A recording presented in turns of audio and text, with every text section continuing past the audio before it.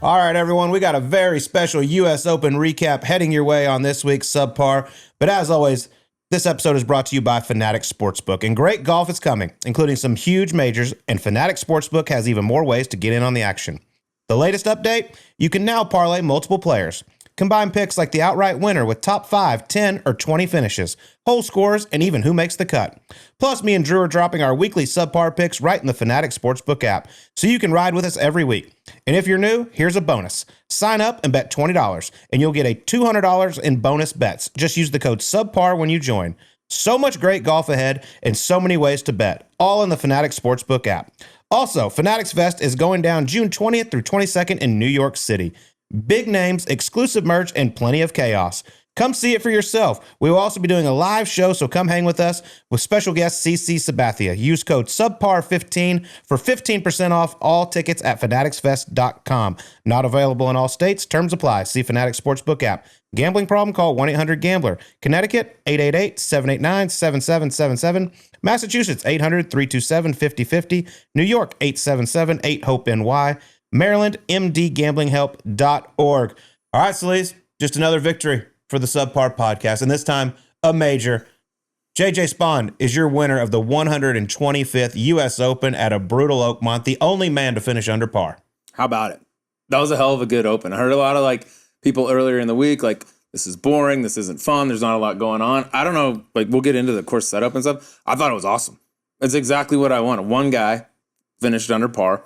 That's, by the way, with a lot of rain coming on the weekend. I would have loved to have seen, as a spectator, what that would have looked like if it had stayed dry. But well, they still might be playing because it would take 8 hours to finish a round. A mess, but I would have enjoyed every second of it. We get to, 4 holes left. We got 5 guys tied for the lead. It was awesome. And JJ Spaun, man, shout out to the rain for JJ Spaun because he started off 5 over through 6. Things were going fast. Things weren't going his way. Full regroup, wardrobe change, new shirt, comes out. Played the best golf coming home, and I think he played the best golf all week. Minus that 6-hole stretch starting off the final round. I mean, he was awesome. Pretty funny that Mother Nature played such a big role on Father's Day. Ooh, nice. Just little can't let us have combined a mother day. And father there. Right. But man, you're Thanks, right. Bitch. 5 over through 6, and all of a sudden a little timeout. Hour and 40 something minutes. By the way, Tiger looked great during the weather delay. How many people woke up from their naps like, Tiger's in this? Yeah, what just happened? Holy shit, he's leading. But yeah, the delay, JJ comes out. He said, comes out on number 9, hits a seed right down the middle on a very difficult hole, and then off and running. The putt at 12, the drive at 17, the putt at 18. Just unbelievable. The 2 longest putts he's made all year on the back 9 at the U.S. Open on Sunday to get it done. 40 feet on 12, which he hit like a 3-inch putt. That was unbelievable. That was the one that got the make you start believing, okay. And then 18, just 64 feet, 2 putts to win. How about 1? Right in the middle. Place went absolutely berserk. How about this from Data Golf, okay? At 6:33 p.m. local time up there, he had a 1.8% chance to win. It's like the Mavericks winning the lottery. Yes. At 8:05, when that putt went in, obviously 100% chance. So in a little over an hour and a half, he went from 1.8% to a winner of the U.S. Open. Man, it was a hell. I had no idea it was down that low. Mm-hmm. I felt like he had more than a 1% chance. I guess with 7 to play, I believe. Yeah, made some birds coming home. The drive on 17. I don't care what he does the rest of his career. He might win 4 more majors, but he'll probably look back at that one as that's the best shot I've ever hit. He started making putts. 18 to hit that drive under pressure. A bunch of guys have been bogeying 18. A bunch of guys that I'd bet on, by the way, seemed to be bogeying 18. I was like, this is not a layup par coming home. God, no. Wet. He hits a beautiful drive.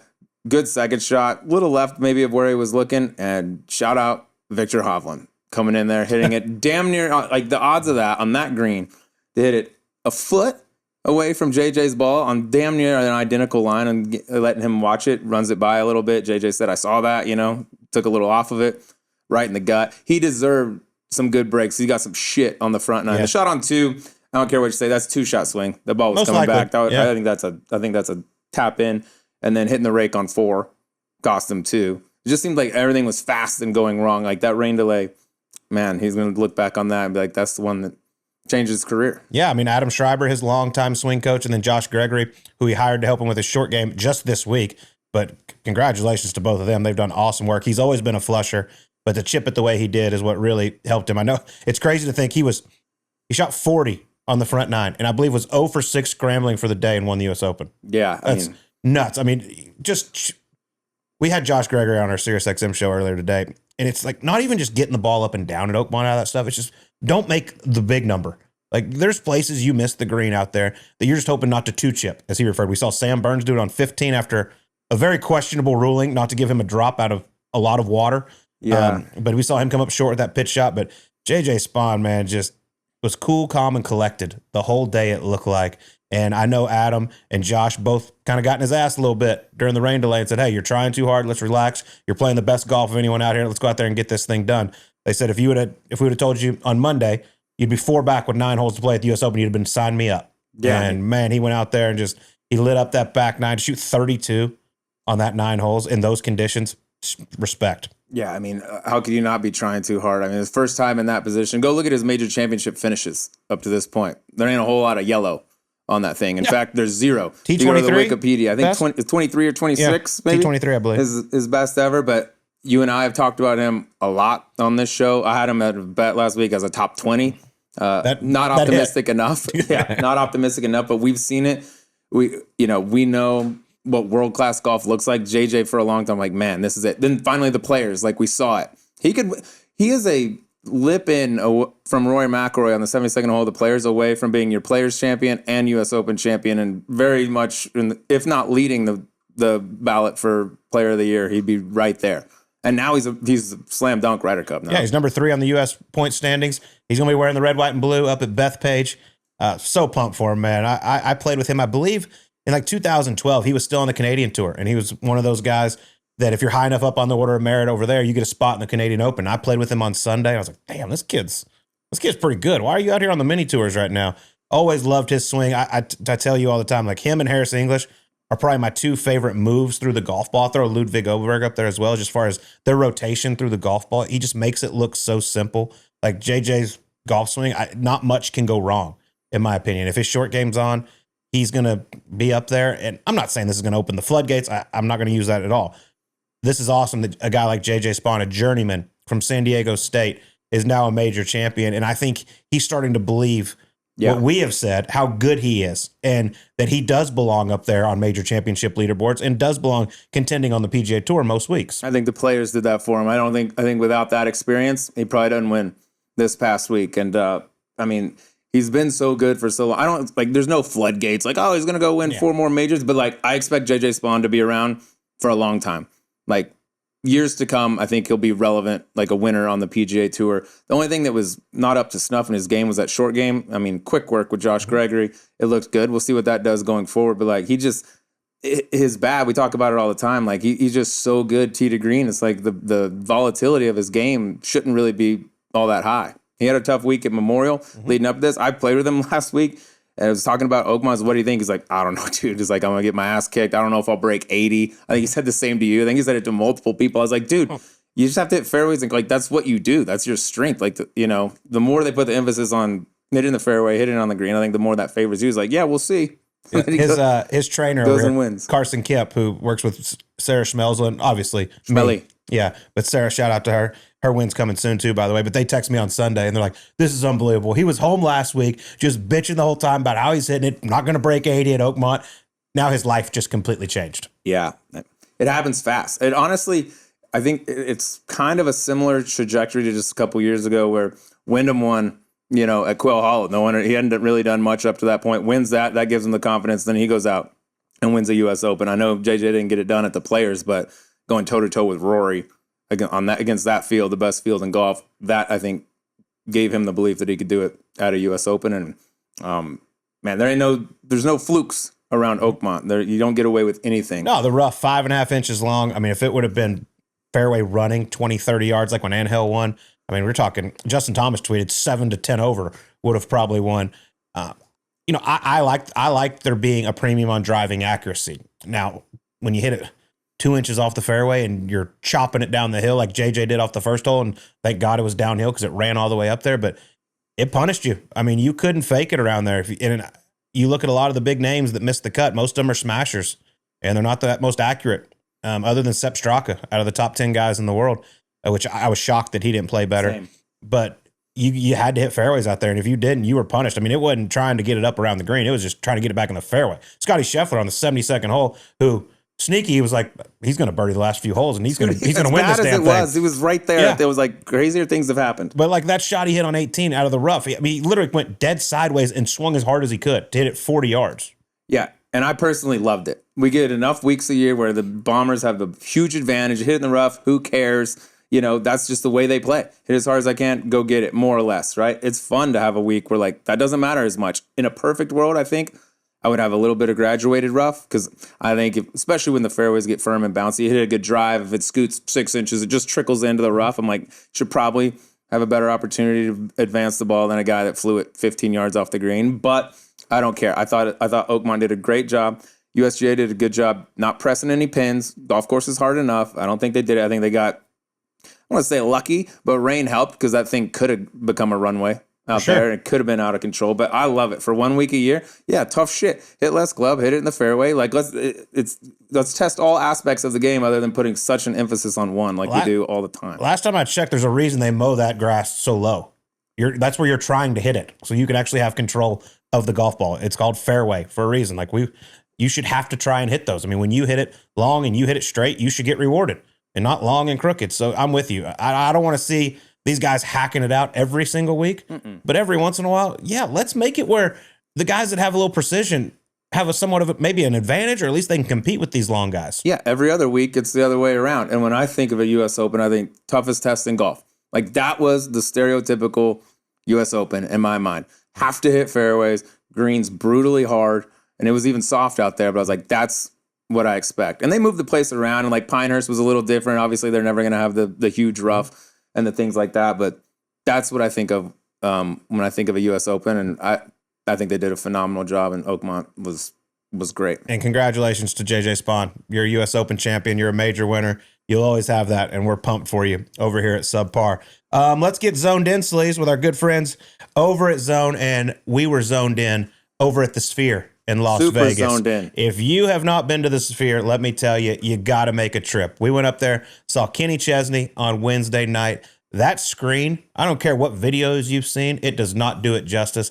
That place is, I feel like I've been to a few concerts in my day. I don't know if you can find a better venue than that right there. That's going to become, I think, for the performers, like I want to do Madison Square Garden, or I want to do Grand Ole Opry. I want to do a Sphere. Yeah. Like if you've ever been to an IMAX, it's like an IMAX, but 180 degrees around, looking up, same thing. I've never been to a concert where I watched the performer less than I did at the Sphere. I was just watching the screen. Then they take you on these rides and stuff. So I'll have a good time. Yeah, trust me, you got to go check it out. Kenny was phenomenal. I know you probably already pre-ordered your tickets for Backstreet Boys. Don't say less. They're coming next. Yeah, front row. Man, that was awesome. All right, let's get to some gambling here, Sleaze. Okay, awesome job picking JJ Spawn for the top 20.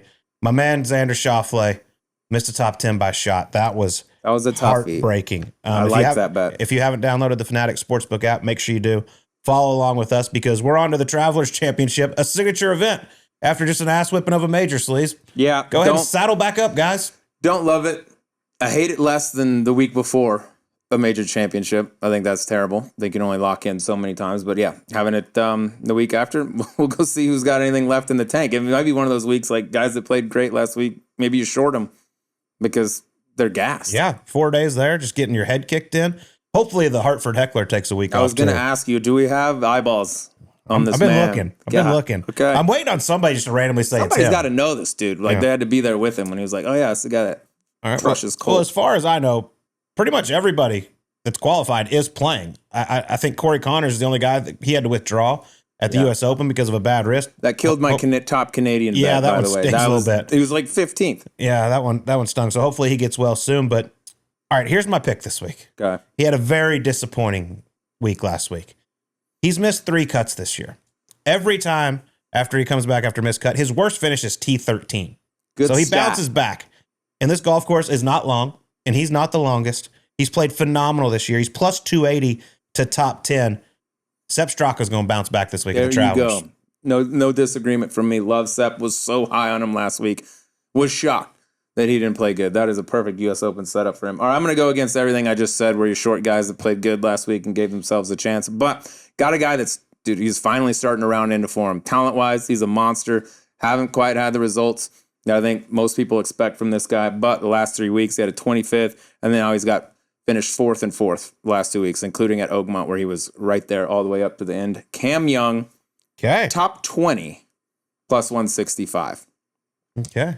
Almost went with Harmon because shortcut, and he didn't play his best, was going to go the other way. He didn't have much stress on the weekend, probably just getting it around, but I'm going to go with Cam, see if he can make a move here late in the year, get up there, Ryder Cup sub. It's coming. In it's his fast neck approaching. of the woods where he's from, too. The lights are going to be bright up there, please, and right here. Oh, yeah. Got a little protection with our friends over at Shady Rays. Shady Rays offers high-performance sunglasses built with golfers in mind. The Green Wolf collection has semi-polarized lenses to cut glare with increasing clarity, enhances contrast on course, tint designed to enhance readability, lightweight, comfortable with rubber nose pads and snap pin hinges so they stay in place during your swing. 30-day risk-free returns and exchanges. Head to shadyrays.com and use code SUBPAR for 35% off sunglasses. I look nice in these. Super nice. That'll be nice. Eyes can wander in those bad boys, too. It's nice. I'm very excited for our guest this week. I had this gentleman reach out through a friend of mine and wanted to come on the show, and I obviously learned a lot about him. We actually read a book for him. Look at us. Look at us. Took me 3 months. If you haven't, please go order this book. It's called Rainmaker by Hughes Norton, who is a golf super agent, been in the business forever, was Tiger Woods' first agent, represented Greg Norman while he was over at IMG. His story is fascinating. Here's Hughes Norton on Golf Subpar. Okay, we are very excited to welcome on our guest today. He is one of the original super agents in the game of golf, representing Greg Norman, Tiger Woods, and a number of other world-class talents. Also the author of Rainmaker, which gives a very interesting look inside his storied career with IMG, a very fascinating read. Hughes Norton joins us. Hughes, thank you so much for the time. Hey, Colt, pleasure to be here. Hey, Drew. Well, Hughes, I can tell you this. The fact that you got us two to both read an entire book, we applaud you, because we're not big readers around here. I think I've gone Rainmaker, Billy Walters' book, and Bringing Down the House. Those are my last 3 reads. That's nice. I knock out a few Dr. Seuss's at night. If I'm included in that trio, George and I are very honored. Yeah, shout out to George Pepper, who wrote this wonderful book with you. But obviously, I mean, your story is just amazing, getting to represent some of the best in the game, including Tiger Woods and Greg Norman. But I want to know more about this book. Like, what made you want to write this? Well, great question. My ending came so suddenly and sort of semi-tragically, as you saw at the end of the book. First fired by Tiger Woods, and 6 months later by the only guy I'd ever worked for, Mark McCormick at IMG, that I really had a, bad taste in my mouth, kind of bitter, kind of obviously upset, and really disappeared from the scene for years and decades, really. And all during that time, from like 99 to really 2022 or 3, I would get 2 or 3 times a year, Golf Magazine or ESPN or Golf Digest or guys writing books about Tiger or Greg would call me, get in touch with me, say, hey, I want to talk to you, tell us some stories from the past. And I really never wanted to do that. I felt like I should just take the high road, and plus my heart wasn't in it. I still was kind of harboring resentment, I guess, or just the way it all ended. Because I went from unbelievable success, as you saw, to just absolutely out the door. Thank you very much.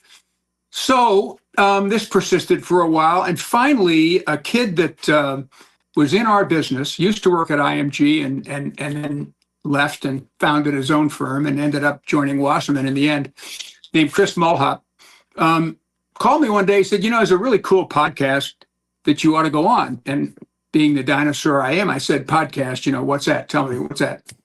So he said, there's this guy, Chris Solomon at No Laying Up, and he'd love to talk to you about your years at IMG. And I said, Chris, I don't want to do that. Same old reasons. He said, come on, it's been so long, just do it. So I did it. And Chris would ask all the different questions about Tiger and Greg and all my years at IMG. And it was kind of fun. And I was stunned how many people, you guys, came up to me the next week or 2 saying how they'd heard the podcast and how much they enjoyed it. And they were really unlikely people. If you'd asked me to make a list of who might have listened to it, I never would have put these people down. And all of a sudden, I get a email from George Pepper, Golf Magazine's own George Pepper, for 25 years, the editor-in-chief. And George and I hadn't corresponded or communicated in at least 10 years. And he said, Hughes, loved your podcast. Is it time we finally wrote that book? To which I responded, George, what book? It never even occurred to me. So one thing led to another. He had a fabulous literary agent in New York. And we thought, well, maybe, I still was sort of reluctant. And then I started thinking, hey, I'm 75 years old. It's the 50th anniversary of me leaving IMG, joining IMG, and the 25th anniversary of leaving. And if I don't do it now, when am I ever going to do it? Not that I had ever thought about doing a book. And I remembered something my dad said to me once. He said, if we don't memorialize our stories, they vanish. And I thought, every time I'm with friends and that things come up and I tell some stories, they say, oh man, those are great. So that kind of pushed me over the edge. And George and I got to work. And believe me, guys, writing a book is hard work. And I had one of the great golf writers of the last 25 or 30 years in George Pepper. But it was really 18 solid months of hard work. We got a nice advance from Simon & Schuster. And the rest is kind of history. Well, we're glad you did it because there's some really cool, unique, inside perspective from your time at IMG. And I guess we can just start at the beginning, I guess, if that's easiest. I mean, you're a Yale guy, Harvard Business School. You could have gone into any industry, I would imagine, with that resume. And you go into sports management. You meet a guy named Mark McCormick, the founder of IMG. Can you give some background? He played a huge role in your life, some background on who he is and how you kind of got connected with him initially. Yeah, I met him at Harvard Business School. It's the case method there. You have a case about a different company, 3 different cases a night. And I'm there in my second year, and all of a sudden there's a case about sports management. Now, I got to rewind and set the scene here. If today the sports industry and the sports management industry and agency in general has completely overwhelmed professional sport, and now amateur sport, it seems, with college, back then it was really a nascent industry, just beginning. So I'm reading this case about McCormick and IMG and how he started with Arnold Palmer, and I'm thinking, wow, this is actually something you could do for a living. Anyway, Mark was a lawyer in Cleveland, Ohio. He was a good golfer himself. He won the Chicago Schoolboys Championship when he was in his teens. And he played some events and meanwhile is practicing law in Cleveland. He plays the U.S. Open, once qualified, and he's in the locker room, and a couple guys come up to him, Billy Casper was one, and says, Mark, hey, you're a lawyer, right? I've got this contract from Wilson Sporting Goods. I don't have a clue. Would you mind taking a look at this? So that happened 2 or 3 times, and he's thinking to himself, hey, man, these guys need help. So he had met Arnold Palmer. Mark was at William & Mary, and Arnold played at Wake Forest. They didn't play each other, but when the teams played, the college teams played, they had met briefly, so they knew each other. A few years goes by. Mark goes to law school, practices law in Cleveland, gets this idea in his head, starts booking exhibitions and special events for pros. And all of a sudden, Arnold, who was his friend and who he'd done some little deals for, takes off. If you guys recall, he wins the Masters in 58, wins again in 60, is overwhelmed with all this outside stuff coming to him. And he calls Mark one day and says, Mark, would you work with me? I'm not even sure he used the word represent. He said, I need somebody to look at this outside stuff. My business affairs are just too overwhelming. I'm trying to play, championship golf, and I can't do it all. So that was the famous moment in the history of sports management, guys, when it's called the Golden Handshake. Mm-hmm. Arnold and Mark shook hands. And believe it or not, in a world of contracts and litigation and everything we face today, in the 45 years they were together, there was never anything written between Mark and Arnold, just a handshake. That's crazy. And Mark several times, down the road said, Arnold, we really need to get this formalized in writing. You never know what's going to happen. Arnold looked at Mark and said, why? My word's my bond. Mm-hmm. Our handshake's good. I don't need to sign anything. So that was pretty cool. Yeah, that's just an unbelievable story that all those years they went on just a handshake. But it obviously, he takes you under his wing. You start working in the agent business, end up running the golf division there at IMG. Can you just tell the people out there just some of the clients, obviously Tiger and Greg, but some of the other clients that you represented? Well, over the 3 decades, and I never even figured this out until I started doing the book, believe it or not, it never occurred to me. I recruited and signed and managed myself 6 number 1 golfers. Wow. And sort of historically, they were Tom Watson. That was a very brief period of representation, as you guys saw in the book, thanks to his wife and his brother-in-law, who, once the going got good, decided they wanted in on it and they wanted to do it themselves, which is fine. That happens. But Tom Watson was the first.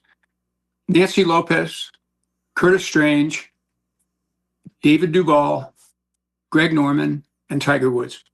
In an agent's world, if you can represent a couple of number 1 players, I mean, you've had a career, and sometimes only one. And through luck, opportunity, skill, hard work, whatever, I had those 6 guys over that nearly 30 years. And then, of course, our firm had all kinds of other top players. In Europe alone, our guys over there, John Simpson and his team, IMG represented Sandy Lyle, Ian Woosnam, Nick Faldo, Bernhard Langer. That was just a succession of number 1 guys. So the firm was doing great and deserved its reputation. Mark, just a little historical background.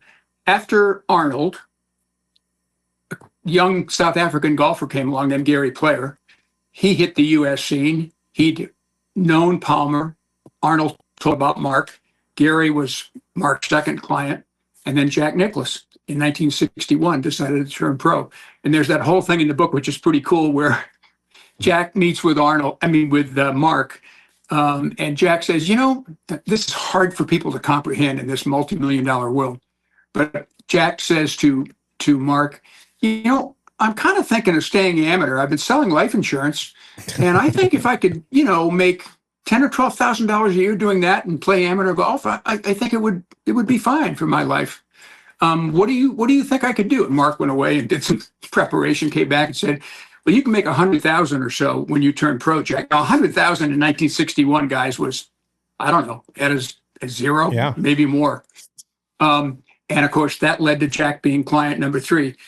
So as the book traces, and this is what's fun about the book, it's my story as an agent, but it's also a lot about Mark and about the formation of sports management, as you saw.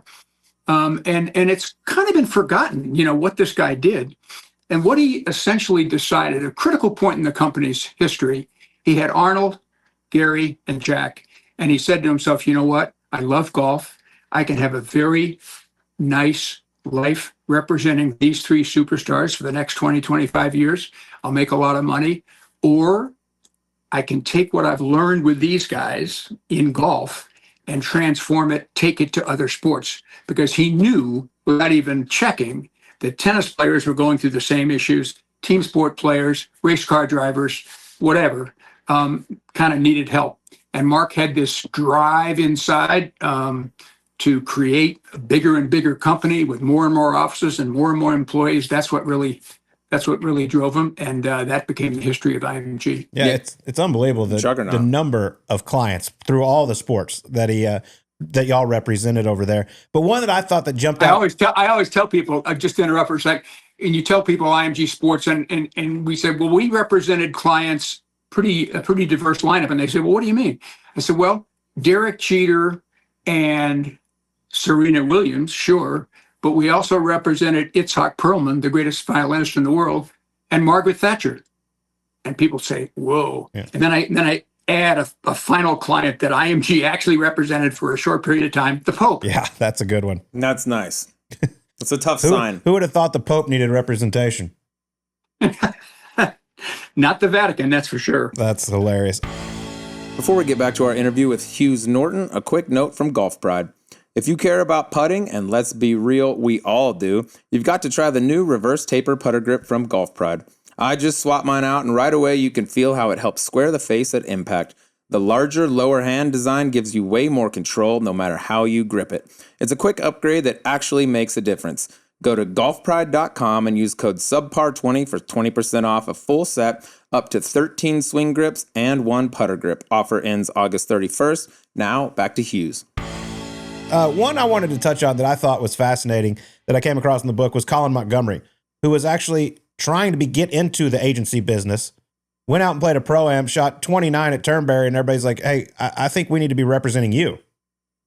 Fabulous story. I get this email. Nobody ever, he was at Houston Baptist, actually. He came over to college in the States. None of us in those days tracked the few Europeans that came over, like so many of them now that, Ludwig Oyberg and Sepp Straka, go down the list. But in those days, it was like, no big deal. And I get this email from our London office saying there's this kid from Scotland named Colin Montgomerie. He's been in the States going to college. He'd like to come in and talk to you. He was about, working as an agent at IMG. I was always open and receptive to that.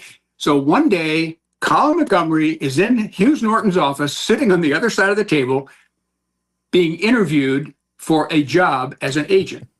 So we were prepared to go down that path, and so was Colin. And I said, look, what are you doing the next couple of weeks? He said, I'm going back to England. I said, well, look, all of our top golf people and management people happen to be at Turnberry next weekend for an event. Would you kind of go up there and see them? Because I think the best thing for you would be to start in London and then maybe come over later once you've got a little agent training and work in the States for me. He said, yeah, sounds fine. So there was a mix-up, and he didn't get there on time. So all the IMG guys go out and play the front nine at Turnberry, right? Colin shows up, borrowed somebody's clubs and shoes, and shot 29 on the back nine at Turnberry, to which Ian Todd, who was our managing director in London, over drinks and dinner that night, took Colin aside and he said, lad, I kind of think it would work out better for us to work for you than to you work for us. He was very impressed. That's awesome. And look at what happened. Colin wins, what was it, 7 consecutive European Order of Merits and Hall of Fame career. It's funny how life goes. Unbelievable. He could have been a hell of an agent, and Jack could have been a hell of an insurance salesman too. what could have been? But you rep so many great players, as you mentioned, throughout your career, a bunch that you said prior to Greg Norman. I want to go to Norman for a minute because he's probably the first pro golfer I can think of, and you helped accomplish this, but with a global brand. So when you court Norman, and he's different, I would assume, than a lot of the other guys out there, his ambitions fall outside of golf. How do you court him? Greg started out in Australia, young pro playing the circuit down there, made his way to Asia and eventually to Europe. By that time, he had signed with another guy to represent him, an English guy, one-man show. And so there was not immediate success or immediate representation like there was with most of my other clients. So in those instances, you kind of just bide your time. I got to know Greg. We hit it off as friends. I'd see him in the locker rooms and at tournaments. And one thing led to another. He was having problems with this guy who represented him. He did some decent deals for him, but he completely mismanaged Greg's tax affairs in Australia. And if you're an Australian playing in Asia and playing in Europe and with plans to go to America, you really need some sophisticated, financial and tax advice. And this guy sort of dropped the ball on that. So our moment of opportunity came, and Greg at that point was just ready to come to America. And, he's such people say to me all the time, what is it that you're looking for? What is it? What's the secret sauce? What's a superstar client all about? And it's like one of those things, I can't really define it, but you know it when you see it. In Greg's case, blonde, blue-eyed, broad-shouldered, commands the room, great sense of humor, loved the media, and they loved him. Terrific talent. Jack Nicklaus actually said, now this is in the era of persimmon heads, guys, okay? Jack Nicklaus said Greg Norman was the longest, straightest driver of the golf ball he had ever seen. Mm-hmm. High praise indeed. Mm-hmm. And of course, Greg, was off and running and brought his skill to America and immediately achieved success on the U.S. tour. And the big year, of course, was 86 when he had the Saturday Slam. Remember, he led all 4 majors after 54 holes. I'm not sure that's been ever done by anyone. It's an interesting historical question, maybe way back somewhere. And he only converted 1 of those, of course. And people then, he ended up winning only 2 majors. I joke now that the LIV Tour, right, that Greg fronted and promoted, LIV is Roman numerals for 54. And I joke now that if majors had been 54 holes instead of 72, Greg would have 7 instead of 2. Man. That explains it. It explains it. To give, not to like give him credit and everything, but I will say this, like every time, he went into those major championships, had a chance to win and didn't get it done. He always did face the media though. And it seems like in today's day and age where we see a lot of guys that are ducking the media, not wanting to talk to him, refusing to talk to him. Like, I will give him credit for that because after every tough loss, he was there and he answered every question. Great point, Cole, and so true. Give the guy high marks for that. He faced the music, the most painful of which, of course, was Augusta, which of all majors, even though he won the Open Championship twice, he wanted to win more than any other. And that thing with Faldo, you blow a 6-shot lead with 18 holes to go, and how crushing and devastating that loss was. He was right in there, front and center in the press room and answering every question. And the mark of a great sportsman, sorry, you got to face the music when things don't go your way and not just when, you win the championship.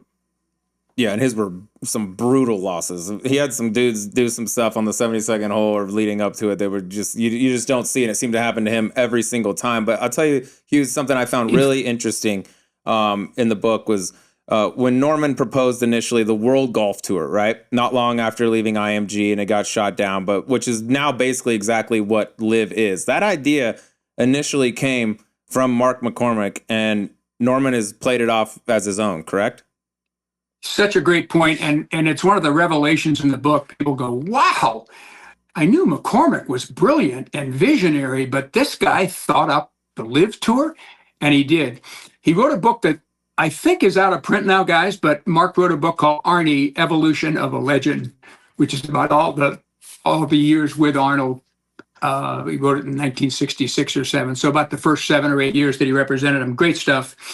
And one of the things in the book is Mark saying, I had this idea, and here it was. We were going to get about 25 of the top players. And at that time, the PGA of America was at war with the players. And the players were unhappy with the way the PGA of America was running the tour. This is pre-Dean Beeman. This is pre all the way the tour operates today. And so the guys were pretty receptive to this concept. And Mark went and sold it to the networks, sold it to sponsors. He had a 14 or 15 event tour with bigger prize money, with benefits like pensions and health care, which in those days no pro players had. And the whole thing was ready to roll. The only quid pro quo was you had to have Jack, Arnold, and Gary. Other than that, the networks and sponsors didn't care who was on the tour. And Arnold shot it down, as he did, ironically, as you saw in the book, when Greg first proposed it in 1994 as his idea. Arnold stood up at that player meeting out in California and said to the assembled group of players that Greg was pitching his world tour to, hey, guys, how many times do you think Jack and Gary and I were approached with stuff like this? He said, we always turned it down. Why? Because it would not be good for the fellas. That's how Arnold called the other guys on the tour, the fellas. Mm-hmm. And he said, you guys, he said, it's past my time. You guys do what you want. But as far as I'm concerned, I want no part of this. And he stood up and walked out of the room. And of course, Greg was crushed.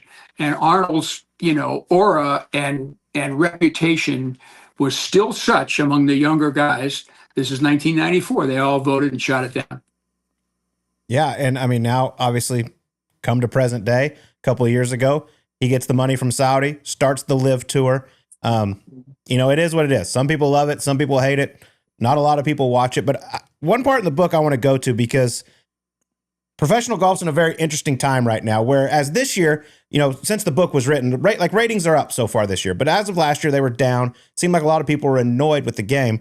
But I want to go back to your book here. It's on page 97, where it's talking about Dean Beeman and talking about all the great work he did with the PGA Tour as commissioner. And back in 1979, the ratings fell 10%. And they went out, hired a consulting firm. And basically in the book, it says, Dean Beeman's first move was to assign a consulting firm to gauge the public perception of professional golf, and the results were eye-opening. The fan base was small, with virtually no viewers under 18. Most concerning was the revelation that pro golfers were perceived as selfish, aloof, and unappreciative of the big money they were making, and the tour itself lacked a positive brand identity. This was in 1979. Does that sound familiar at all? I was just going to say, sound familiar. I mean, it's amazing. My jaw dropped It's when I amazing. read that paragraph right there. I was like, oh my God, like this isn't anything new what we're dealing with. That's the other piece of the book that I think has made it popular and made a lot of people like it. You know, it's kind of three parts. It's my story as an agent, pretty cool story, a lot of success, ultimate failure.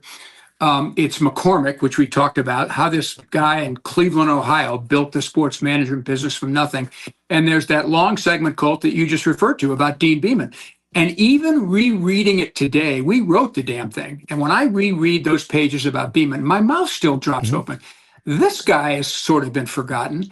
He was an absolute genius, every bit the extent that Mark was. And what he did for golf, you know, all that stuff that you're referring to right there in that segment of the book where he gets the tour out of New York and he gets the piece of property in Ponte Vedra and all the stuff with television, really absolutely brilliant. And if you follow golf, you know, if you're a modern day golf fan, you should know that stuff, you know, and it's great to bring it back to people's attention right now. Yeah, and circling, you're exactly right. It's funny reading that. It's like, man, that could have been written yesterday, you know, or last year, and it would still be true. History has a strange way of repeating itself. But going back to Norman, just because like Norman and Tiger command such a big portion of your book, the kind of parallels I found there, like the endings with both of them, the split was so abrupt. Can you talk about what led to the split with Norman and if you had any idea that was coming? Sure. And they're very different, really, in this sense. Greg was a client of mine and was with IMG for 11 years. You know, interestingly, so was Jack. Jack left in early 72 after 11 years with Mark. Greg was a client for 11 years. And we talk a little bit in the book about how an agent's kind of dream is to get a superstar, but often, and it takes time, as in Greg's case, the superstar golfer decides, you know what, I've been around, I know how all this business works, I've sat in the meetings with Hughes, I've read the contracts, you know, I can do this on my own. And a lot of times, as you know, Colt, the big guys have egos. They don't get where they are without them. And they start thinking that they're as good in the business realm, or could be, as they are hitting a ball with a stick, okay? And that is a tragic mistake, which Jack has paid for dearly over the years. Not that Mark was the only guy he could have stayed with, but Jack's been in some real dicey business situations, near bankruptcy a couple of times, as I think you guys know. But anyway, back to Greg and the difference with Tiger.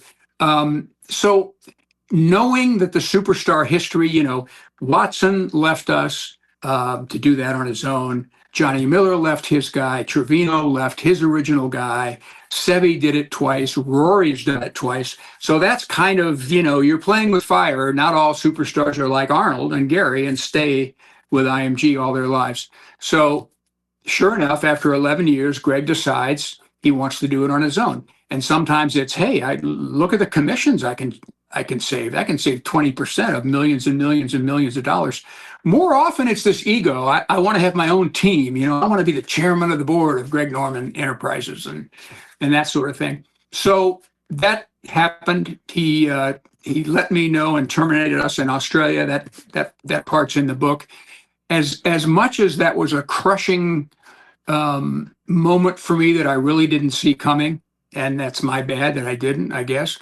That at least it was tolerable. At least he was loyal for that whole period of time and appreciated the work we had done. Whereas with Tiger, it was just complete 180. I mean, it's insanity. We say in the book, no pro athlete, I still believe this, has ever, before he set foot on the field or hit a shot as a pro, ever had the amount of guaranteed income, guaranteed, that Tiger Woods. And that's not all there is to representing a player, but that's what he and his family hired me to do. and I really delivered in spades. And for him, 24 months in, to fire me over the phone is just still inexplicable. And I've never spoken to him since that moment, and he's never given me any response. And sadly, he does this with a lot of people in his life. Yeah, obviously we're gonna get to Tiger, because I mean he's obviously the big story here. But one last thing about Greg, I just want to ask about, because you obviously know him very well, spent a lot of time with him. Are you surprised at all with what he's doing now? How he did finally get this backing from Saudi, started this whole rival tour, and you know he says to grow the game, but in my opinion, it's hurt the game if anything. Yeah, not surprising at all. He's always had this need to be visible, to be relevant, to be front and center, to be at the head of the line. And you know, his playing career had come to an end, and he's floundering around doing different stuff. You know, he was financially set, obviously, but he was, you know, designing golf courses, and you know, his Reebok clothing brand kind of went in the tank, which is sad because it was one of the great marks that we developed, that shark logo, multicolor. And his other businesses, some of his wine business, I don't think did that well. But anyway, here along comes this opportunity, and who better to brandish power and wield influence than Greg? The Saudis could never have found a better guy, who, by the way, was absolutely willing to take the slings and arrows and criticism. You know, some other players would not. Rory made a comment the other day. He said, I'll give Norman this.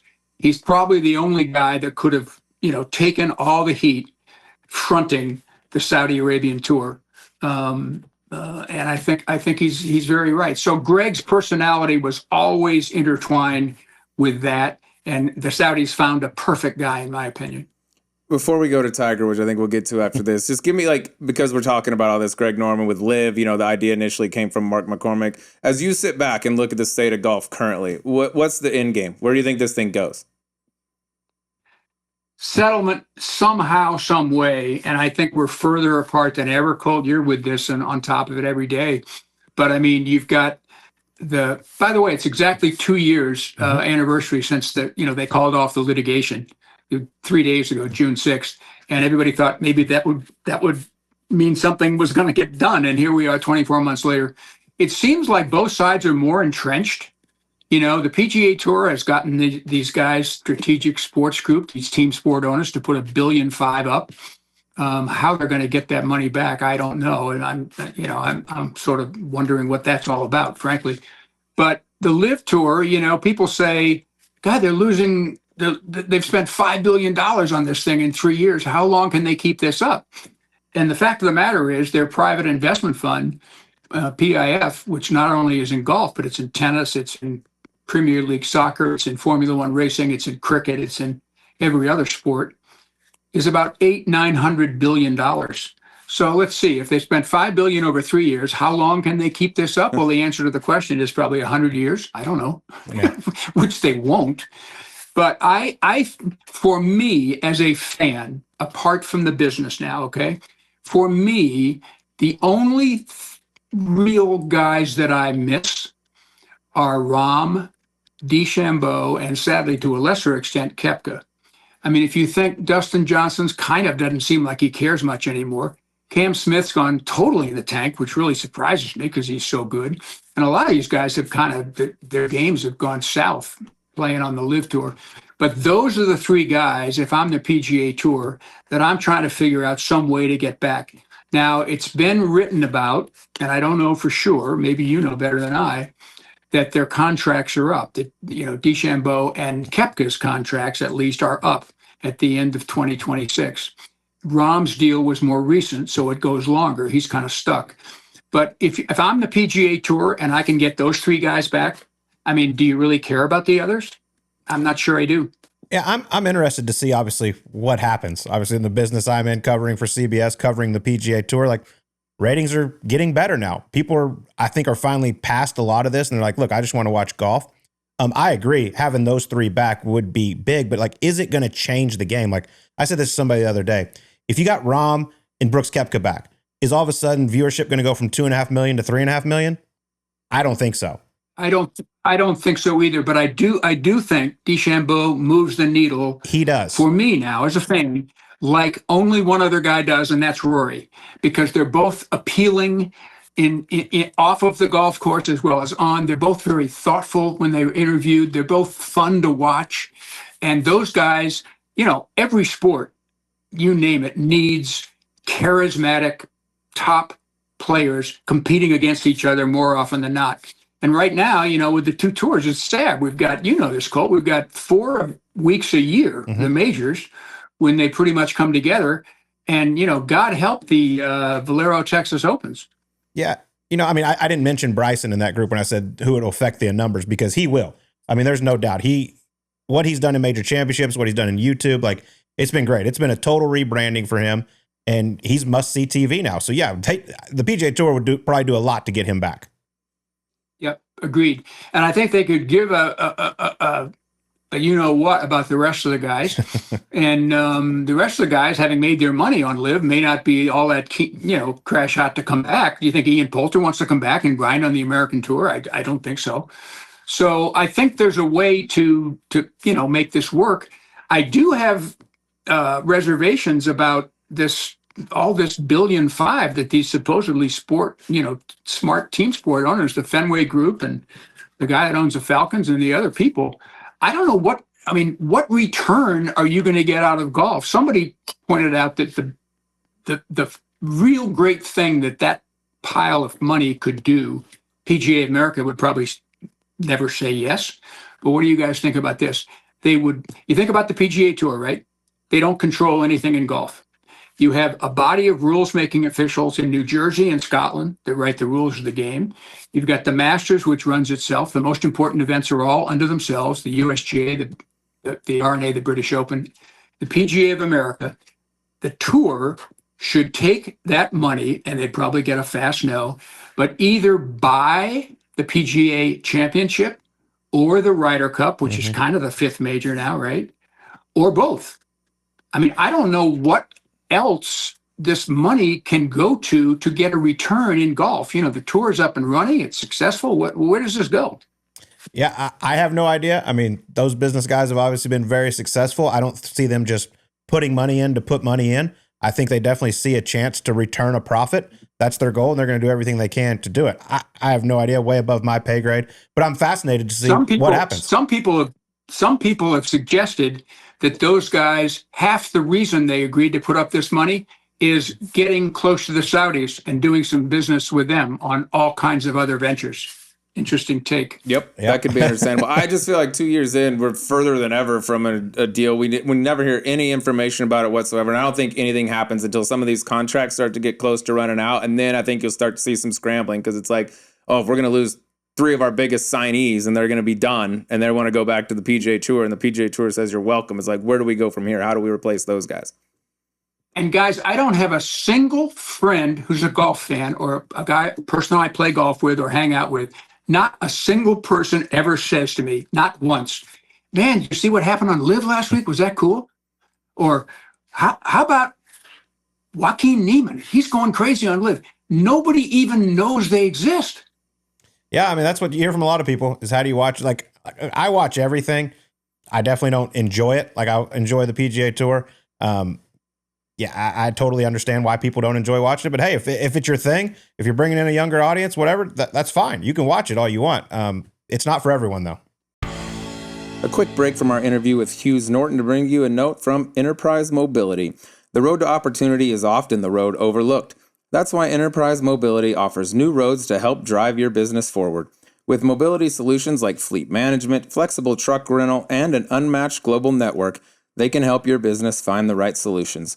Their mobility experts can find smarter ways to scale your business so you're not just growing bigger, you're getting better. The more ways we all have to move forward, the further we'll all go. Find your road at enterprisemobility.com. Now, back to our interview. But let's get to your biggest client of all time. Obviously, Mr. Eldrick Tiger Woods, who you met at a very young age. One thing I never knew was how you hired him as a scout over at IMG to help Earl. how you hired Earl, his father, So to help out with some travel situations. He was scouting for you over there, which apparently he wasn't very good at being a scout, but he did raise one hell of a son. It's brilliant, though. Well, I kidded him afterwards. He would write these long hand on yellow pads and send them to me in the mail. There'd be 5 or 6 pages about the AJGA event in Phoenix or wherever it was. And every single person, like, for example, he was great friends with the Keeney family. So he knew Kelly, he knew Tripp, he knew Hank. So we'd write up these things and say, Kelly Keeney, man, she can't miss. Tripp Keeney, even better, you got to sign him. And I kidded him years later. I said, Earl, you were maybe the worst scout I've ever seen for talent. You loved everybody. And he laughed. He thought that was the funniest thing ever. But that was a brilliant idea. Whether that enabled us or me to sign Tiger, it certainly was a helpful factor because Earl retired from the military, was spending a lot of money, which he didn't have a lot of, traveling around the country with Tiger, going to every single junior event, 2 airfares, hotel room, food, 20, 25 times a year. So I had this brainstorm one day driving back from work. I thought, what if we hired Earl as our junior talent scout? Because we were doing a lousy job even then scouting college kids. We had nobody looking at the kids, the AJGA age. So I immediately dismissed it, saying that'll never fly. The NCAA or USGA will never buy that. But I ran it by McCormick, and he hit one of his many great things, McCormick. Tough guy to work for sure, in many ways, which we talk about in the book. But he was always receptive to new ideas, and even if they sounded crazy. So he said, wow, that's pretty cool. Let me run that by Sandy Tatum, who then was the head of the USGA and was a friend of Mark's. So I, again, thought I had no chance because of the commercial aspects, which the USGA hates. But Sandy, being a lawyer, came back and said, okay, here's the deal.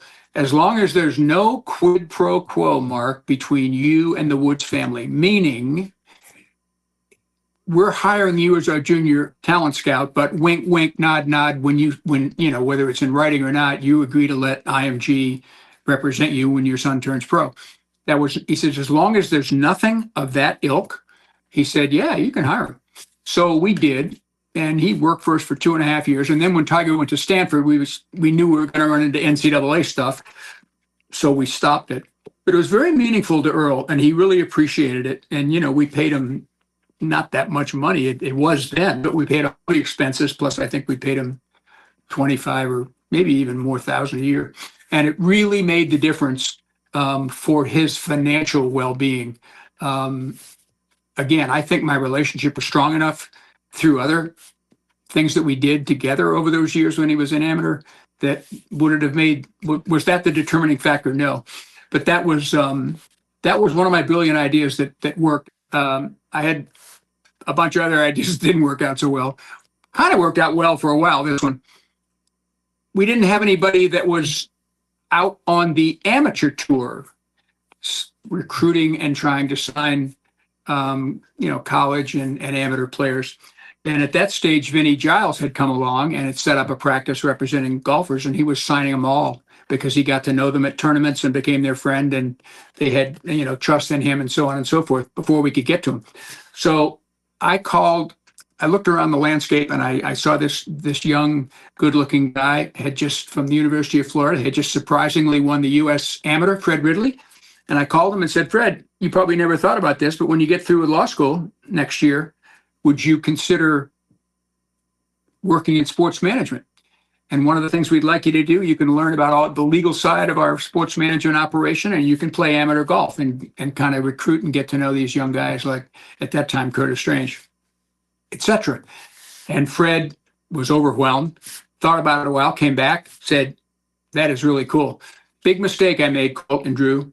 Never start a young IMG employee, especially one from the South, in Cleveland, Ohio, in February. Yeah, it's a tough sell. Yeah. That's a tough sell. And Fred and Betsy were from Florida, and after 2 or 3 years, he just felt he wanted to go do something else. But I mean, look at what he's done in his career. USGA president, chairman of Augusta National, And I kid him all the time. I say, Fred, never would have happened without that agent, that sleazy agent training you got. And he just kind of turns the other way and says, you had to bring that up, right? That's beautiful. Yeah, it worked out all right for him. Yeah, I mean, between Fred Ridley, Colin Montgomerie almost being an agent, Jack selling insurance, like the whole landscape of golf has changed under the watch of IMG and the goings on there. Answer me this, since you brought up Earl hiring him as a recruiter or as a consultant, which was genius. But the first time you went to Cypress, California, to meet Tiger Woods, he was 13 years old. As a grown man who's represented a bunch of world number ones and things like that, what's it like flying across the country to go see a 13-year-old who you think's going to be great, but by the way, there's no guarantees that he's going to turn out? And I had never, ever talked to a family or a kid that young before. And all my colleagues in the golf department at IMG were giving me a hard time saying, oh, are we tennis now, Hughes? Or because tennis players turn pro when they're 14 sometimes. And I said, listen, I'm out in LA. You always do your homework, a lot of it stuff that I would research or sort of, get ready for a future recruiting thing don't work out. And a lot of kids that can't do miss, as you well know, Colt, in this sport. But there I was, and interestingly, that chapter, it's called Finding Tiger, was the one, when you write a book, I never knew this before, publisher or your agent has to have three things. One is an introduction, 1 or 2 pages. What's this book going to be about? 2, an outline, like is it going to be 8 chapters, 10? They're not going to hold you to it, but just roughly. And the most important thing is a sample chapter. Simon & Schuster and all the other publishers we approach want to see, you can't blame them, what's the writing going to look like? So that was the chapter that you're referring to. It's chapter 7. And a lot of people have enjoyed that chapter. When I walked up to the front door of a 13-year-old's house and said, here I am. Hey, buddy. Yeah. Go win a bunch of majors for me, please. Yeah, unbelievable, obviously. And everything led to you signing Tiger Woods when he turned pro, when he decided to leave Stanford. And obviously, like you said, the money that he got guaranteed up front was just absolutely ridiculous. But I want to know, I believe he was 20 years old at the time. You take him a Nike contract that you settled on 5 years, $40 million, and it's all guaranteed $8 million a year. What was the reaction from Tiger Woods when you first presented him that contract? Complete indifference. Wow. Really? I sat in the hotel suite. It was the night before he went out to play his first round as a pro, the Pro-Am at Milwaukee, 1996. And we talk about it in the book. I had 3 contracts. I had a $40 million fully guaranteed deal from Nike, a $20 million fully guaranteed deal from Titleist, and the IMG representation contract. And we describe all of those in detail in the book. But we sat there at this little table, and we moved the McDonald's bags and burgers aside. That was the diet of Earl and Tiger, without fail, every night. They kind of didn't want to get any grease on these nice contracts. So we shoved them aside, and we went through them page by page. And really, I said indifference, it's kind of boredom as we go through. Like, not so much Earl, but Tiger kind of yawning and wondering when SportsCenter is going to come on. And, he's 20 years old. He had no frame of reference whatsoever for this. And I kept trying to put it in perspective. I would say, Tiger, just so you know, this $8 million a year for shoes and clothes from Nike is 4 to 5 times what the number 1 guys in the world right now in your sport are making, Nick Faldo and Greg Norman. How do I know that? Because they both were clients of IMG. Mm-hmm. And it was like, finally, signed him out. And I said, well, what do you think? He said, not bad, huh? Then he got up and $40 million. Went and watched TV. No, but he had no, no, and we talk about this later in the book, and this sounds crazy, guys, but I use the word, all the outside income. And on top of those 2 contracts, before I left, we did American Express for $25 million over 5 years. We did a huge Rolex deal. We did the only deal that he actually had interest in, because it was video games, which was Electronic Arts. It's the only one that he didn't get mad and bitch and moan about how all the days he had to do and the photo sessions that he had to show up for and stuff. But so it was about $120 million in the first 24 months, banked. That's wow. And you had all those performance incentives in there where, like, if you do this, you get this much more and this. And like that was huge too. Oh, I'm glad you noticed that, because that was just amazing. There were bonuses that never in any golf contract I had ever seen were in there. And, you shoot for the moon, and sometimes you get it with Nike. But basically, Tiger's view of all this wealth and outside income guaranteeing generational wealth, his kids, his grandkids, his, on and on and on, was an intrusion in his life. And contrast that with Greg, who loved the wealth and the fame and the fortune and the Ferraris in the garage and the helicopter and the ocean-going yacht and all that sort of stuff. And Tiger, it was really an intrusion in the way of him becoming the greatest golfer of all time. It was so diametrically opposed. And people ask me all the time, what were the differences between Tiger and Greg? Totally, totally different. Tiger did not like the media from day one. You saw a couple instances in the early days when he kind of got burned by the media, and he's been kind of a lousy interview ever since.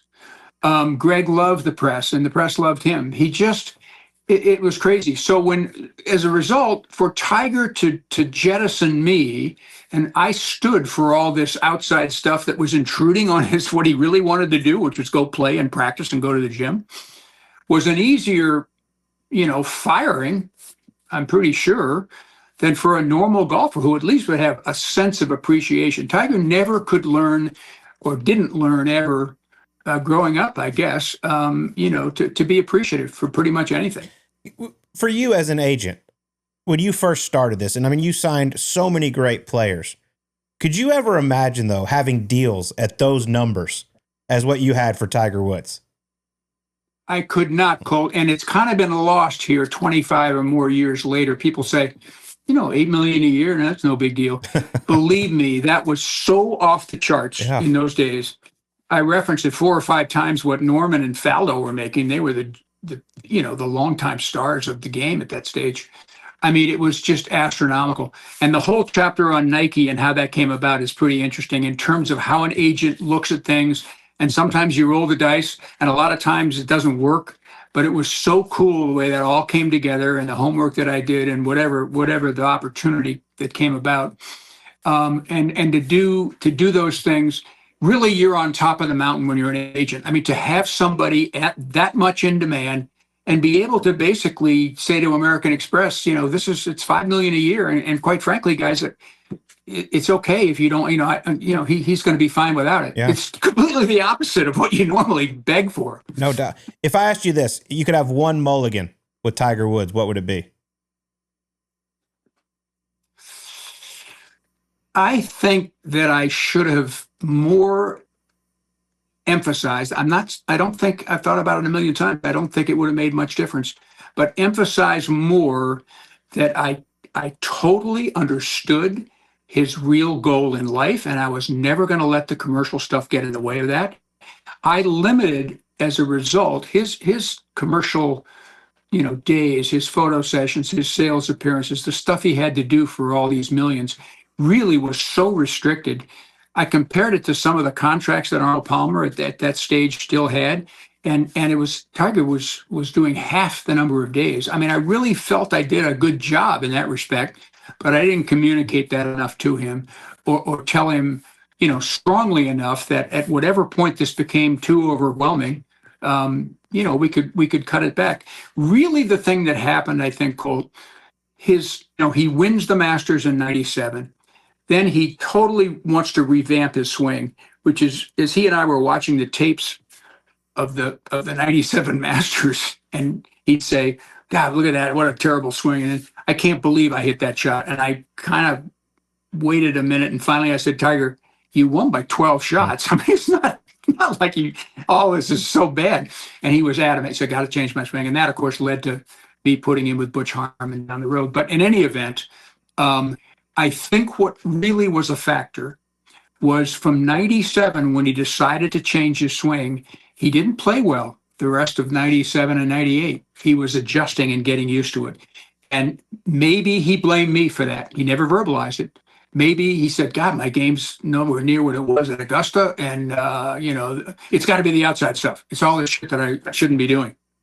And it led to a quote real quick, that's struggling. It led to a quote by Greg Norman later that year, by the way, that said, quote, he got off to a phenomenal fast start, but he's come back to reality and he's just another golfer out there. Yeah, that's a good one. Just another dude. He's regular.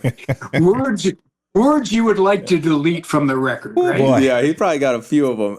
Hughes, I got a question going back to the Nike deal because I found this contrast really interesting. One, the abrupt ending with Tiger, which you talk about, no explanation, over the phone, very impersonal, just like, boom, we're done. But on the flip side of that, when you were doing his Nike deal, Nike actually directly reached out to Earl at the 11th hour. Was like, hey, why don't we just wipe out Hughes, eliminate him from this, and you guys don't have to pay all the commission. And Earl turned him down, which seemed like a really admirable thing at the time. That's a weird contrast. It was the cheap shot of all cheap shots. I've never been in a situation like that. And I remember I'd been with the family for 10 years. It was clear to Nike that their trust was in me and vice versa, and that there was going to be a relationship there once he turned pro. All the trips to Nike, I went there 4 or 5 times just doing my homework, getting to know the landscape of the company, what I thought was possible. Steve Miller was the director of sports marketing. Great guy, helped me a lot, spending a lot of time on this, and a couple of meetings with Phil Knight himself. So lo and behold, I get this phone call. We're at the 11th hour. All the terms have been negotiated. It's about a month before Tiger turns pro. We haven't signed the contract yet because we can't. He's still an amateur. And I get this call from Earl, and he says, Hughes, you never believe who came to see me today. I said, really, who? He said, this really nice, well-dressed African-American executive from Nike.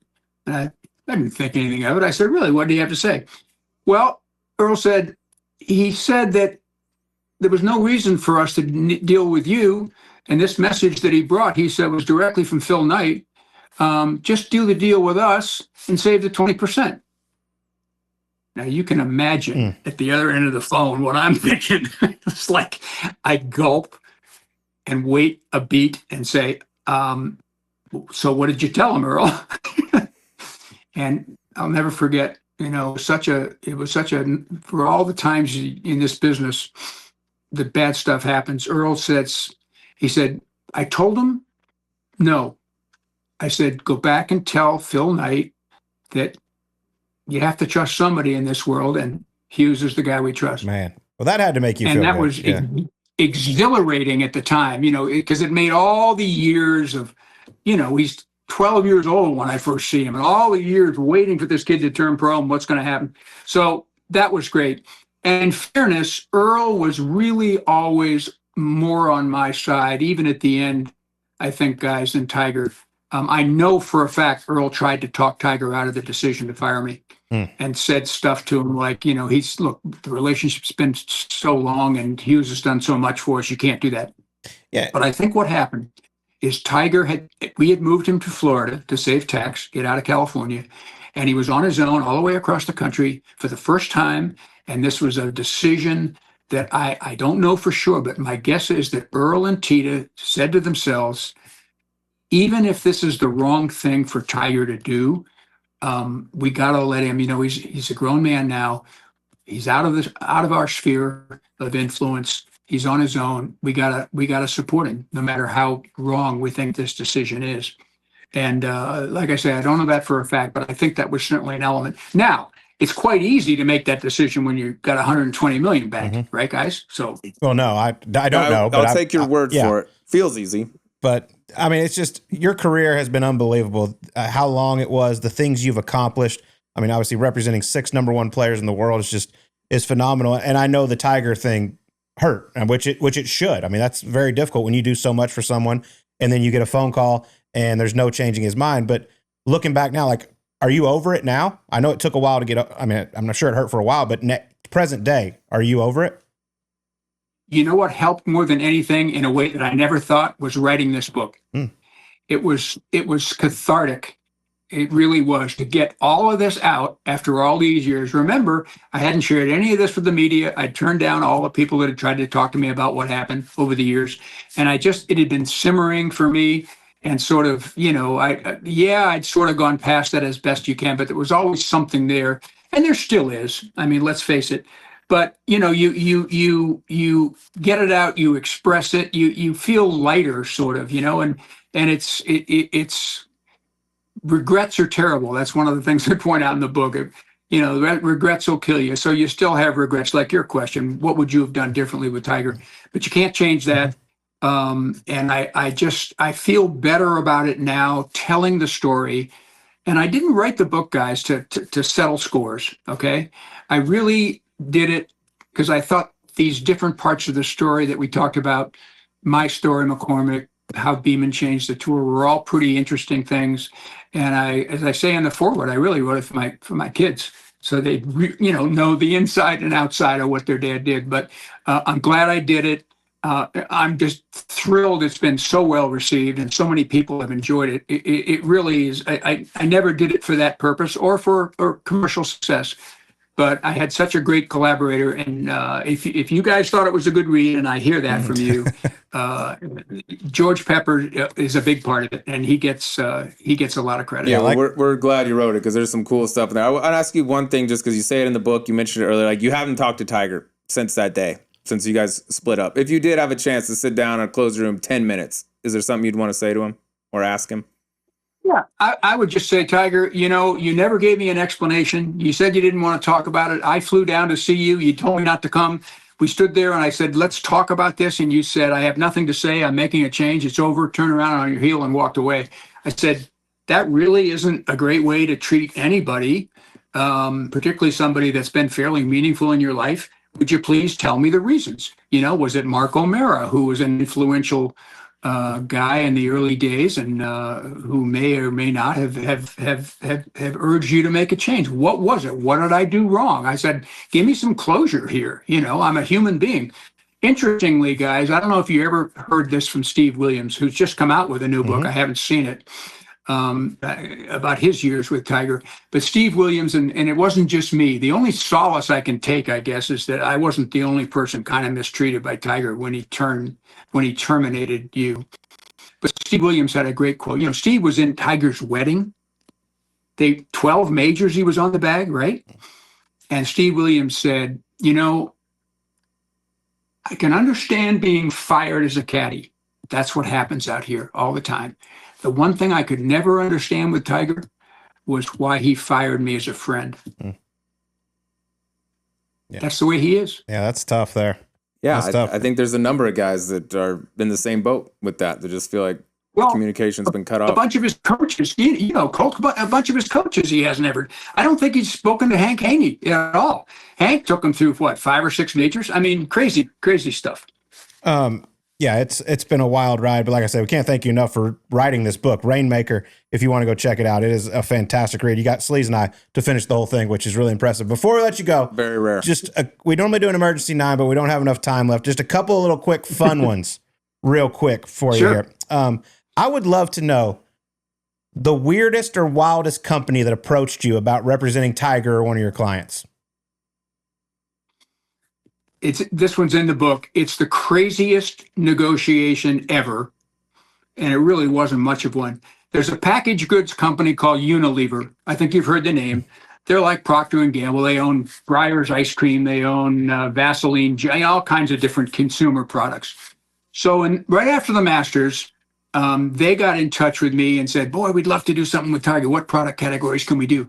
And we talked about different things. We thought about the ice cream thing because he loves ice cream like any 20-year-old.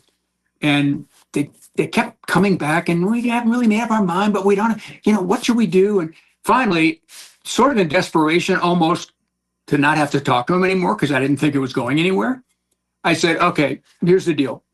Until you guys make up your mind which of your products you'd like Tiger to endorse, if any, why don't you pay him to exclusively be yours in all of your product categories for the next 9 months, which was the end of 1997, I guess.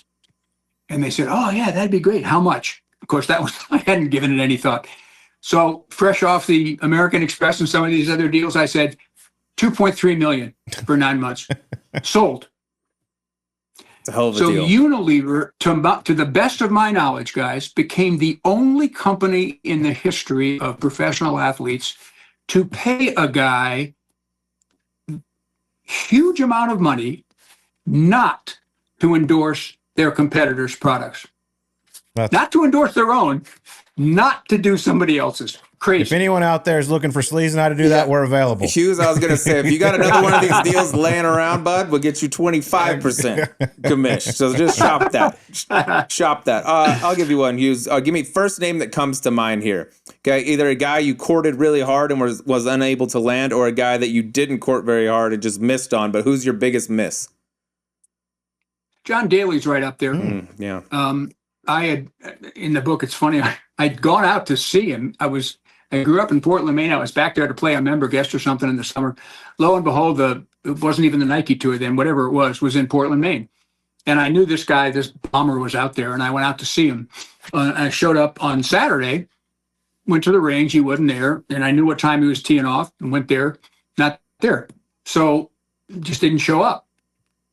Didn't think anything of it. Went on to do whatever I was doing that weekend. The next morning's Portland Press Herald, there's an article buried in the sports section.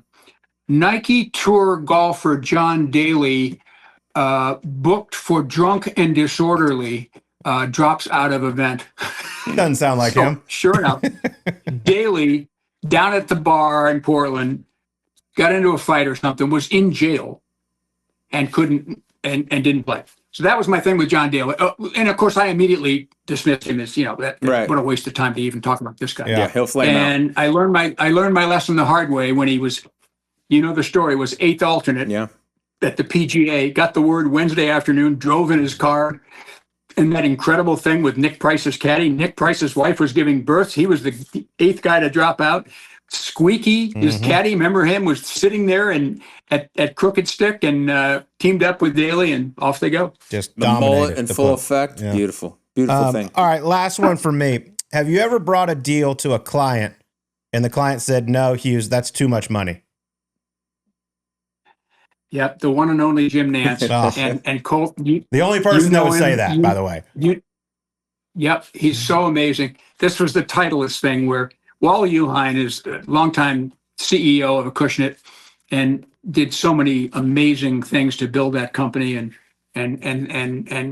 major figure in golf. And he and I were really good friends for whatever reason. I didn't have a lot of people in the business that I negotiated on the other side of the table from that I was good friends with. George Pepper, interestingly enough, was one. And Wally was another one. So Wally and I, brainstorming one day, we're talking about Titleist commercials. And I thought to myself, the Titleist brand and Jim Nance's brand, the voice of sports broadcasting, what a great marriage. Wally said, great. We put together a deal where Jim did a couple of voiceover sessions a year. And you know how good he is at those and how little time that would take somebody like Jim. Plus an occasional sales appearance. He'd show up at the Titleist sales meeting once in a while. We put this together, and I called Jim, I'll never forget, and we talk about this in the book. And I said, Jim, how would you like to be the voice of Titleist? He said, what? I said, your voiceover for all their commercials going forward, TV, radio, everything. He said, oh my God. He interrupted me actually and said, well, who wouldn't want to do that? He said, how much is the deal?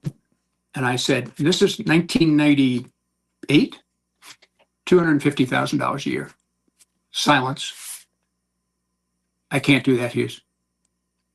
Excuse me? That's too much money. It's not fair. Direct quote. Yep. Too much. And the happy part of the story is, and this is why people say, what's the best deal you've ever done? Honestly, that one to me is so great because of the two people involved that I thought so much of. And 27 years later, it's still going strong. Jim Nance, the voice of Titleist. Absolutely. Wow. Too much money. I always thought Jimmy was a smart dude, but looks can be deceiving. I will have to say he's the reason this is happening right now. The great Jim Nance introduced me to Hughes, and he did tell me, please send Huge my best. Yeah, Huge. That's a good name. Yeah, Huge. That was what everybody, all my enemies or people who didn't think that much of me over the years say, oh, no wonder he's called Huge. He's got a huge ego and this and that. It actually was Sevy in his Spanglish. Whenever he saw me, we got to be friends. I'd actually tried to do some work for him once. Whenever he saw me, it wasn't Hughes. It was, hello, Huge. Hey, Huge. How you doing, Huge? So good. I love that. So all the guys that IMG picked it up, and pretty soon it was all over the tour. That's fantastic. All right, last one for me, Hughes. And this is going to be a super quick one, but I want to know, after you used it for his 21st birthday in Vegas, do you think Tiger ever used the alias Haywood Jablomi when trying to stay off the grid? I can't claim ownership of that. One of his pals, I want to say it maybe came from Noda, the gay, who was his teammate and great friend at Stanford. But that was the thing that that was one of their jokes that hey, Haywood Jablomi. So we did that deal and we set it up where Tiger was coming down. We all assembled in the lobby of a hotel, and as soon as he got off the elevator, we had the PA and the announcement from the front desk said, Mr. Jablomi, Mr. Haywood Jablomi, please report to the front desk. It's still funny. It is still funny. All these guys from Stanford and even we're on the floor, and Tiger's like, "What did you just do?" That's fantastic. Yep, it'll never not be funny. Exactly, dude. We're guys. We laugh at this shit all the time. Well, Hughes, man, it's been so much fun catching up with you. This has been awesome to sit down and talk about your book, Rainmaker, and just your incredible career. You should be very proud, man. It's really cool. Your story's fascinating. Thank you, Colt. Thank you, Drew. The audio version's out there. I had a blast doing that. I did little DJ stuff in high school and college, so I was kind of going back in the studio, back when what you guys are doing, and amazing story on that. We did. It ended up being 9 hours and 20 minutes, the audiobook. Now, remember, this is a 230-page book. God help you if you're ever recording, Harry Potter. I don't know how long that would take. Wish I'd have known about it. Took us 20 hours, and it was just so fun to do that. And people have enjoyed listening to that too. So that's awesome, man. Well, we appreciate you. Hey, right back at you. You guys have a great podcast, and can't wait to hear this one. Thank you, Hughes. That was Superagent Hughes Norton joining us on Golf Subpar, as Sevy called him, Huge Norton. Which I do. There's like. worse nicknames than that, I'll tell you that. But man, that was awesome sitting down with him, hearing how he broke into the industry, how he pretty much helped change the game. Him and Mark McCormick representing Greg Norman, Tiger Woods, among a few other. I thought it was fascinating to hear how Mark McCormick came up with the whole big money world tour many, many moons ago when somebody else acts like, they kind of came up with it. Yeah, I thought that part was extremely fascinating. I mean, Hughes and IMG at the time, legitimately revolutionized, sports agency. They're the one-stop shop where they handle your fine. They do everything for you. He was on the front end of that, handled the biggest guys in the world. I thought what was interesting, too, contacting Tiger Woods at age 13. We're going to get in front of this one. I mean, dude, how many good juniors have you seen? We played with them that looked like a can't-miss kid and then never panned out. Tiger worked out. Also putting Earl on the payroll. That's the big one. Smart. I mean, every college in the world, I think, has adapted that strategy now, trying to get relatives in there working for them. And then also, I found this pretty cool. The Nike deal that was, unparalleled at the time. Going to be the biggest one ever for a golfer. And then at the 11th hour, Nike trying to kneecap him, come in and cut him out of the deal, and Earl saying, nah. Yeah. No. And how about 5 years? And that would save them millions. He could have easily been okay, but. How about 5 years, $40 million in 1996? And Tiger says, yeah, not bad. Didn't seem to care at all. Didn't seem to care. Hughes, we're around. Nike's looking for some more. Tell you what, you can buy a lot of Birdie Juice merch with $40 million. All right. And if you're looking to level up your golf gear, custom is the way to go. I just grabbed a few Birdie Juice tees, super easy process, and they turned out great. You can do the same. Pick your favorite logo and customize polos, hats, hoodies, and more, all from the top golf brands. Make it personal and make it quick. Head to shop.golf.com and gear up with something you'll actually wear, like that hoodie you're rocking right now. You look nice. Super nice, don't I? Yeah. Fits very appropriately. Lightweight, comfortable, everything. All right. Well, as we wrap up here, once again, huge congratulations to JJ Spaun, winner of the 125th U.S. Open. Pump for him, man. That was a game changer. Can't wait to get him here in studio with the trophy. Spoke to him today. I know he's got a lot of stuff going on. He said as soon as I get back, we're going to do it. So he'll be back in here. Also, not just to win it, but to win it with that putt. That's going to be on every montage, every clip going forward when you think of big moments at the U.S. Open. And lastly, thing we didn't speak about earlier, I want to shout out to Adam Scott. We get a lot of attention with guys. They take tough losses, people not talking to the media, all that sort of stuff. Adam Scott, who was in the mix the entire day, final group, probably gutted. Who knows how many chances he'll get at major championships going forward. In there, congratulate him. Genuinely happy for him. Reliving the last putt. The camera on Bobby Mack, too. I was going to say. When that went in. I mean, he's a 3-putt away from going and warming up again. Well, he was going to be in a playoff Monday morning. Yeah. With a 3-putt. But Bobby Mack, I think, just gained so many fans without having to say a word out loud. Camera was on him. There he is clapping and just goes, wow. And everybody's like, that is a class act right there. Really cool to see him win that way. Bobby Mack played awesome. He's going to be up there at Bethpage representing Europe. He was but really good. cool about those guys. I thought he was going to get done. Very impressed with him. Also cool, Tyrrell giving a Tyrrell interview. Yeah. By the way, that was like the full spectrum of Tyrrell. It was like a thoughtful answer, then a question he didn't like, and he's like, what kind of question is that? Then the putt goes in and he's smiling and happy again. But that was cool too. I thought all those guys handled tough losses well, which we haven't seen, is not always guaranteed. All right. Well, what an episode, man. That was a fun one. But before we get out of here, Solis. Warning. This product contains nicotine. Nicotine is an addictive chemical. Underage sale is prohibited.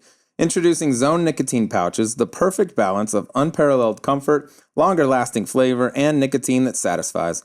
Whether you're zoning in for an important putt or zoning out after a tough day at work, Zone gets you there faster and keeps you there longer. Available in 7 flavors and in 6 and 9 milligram strengths. Find Zone at zonepouches.com and retailers near you. Own your Zone with Zone nicotine pouches. All right. Once again, congratulations, JJ Spawn. Can't wait to celebrate with you, my man. Hope y'all enjoyed it. We'll talk to you on next week's Subpar.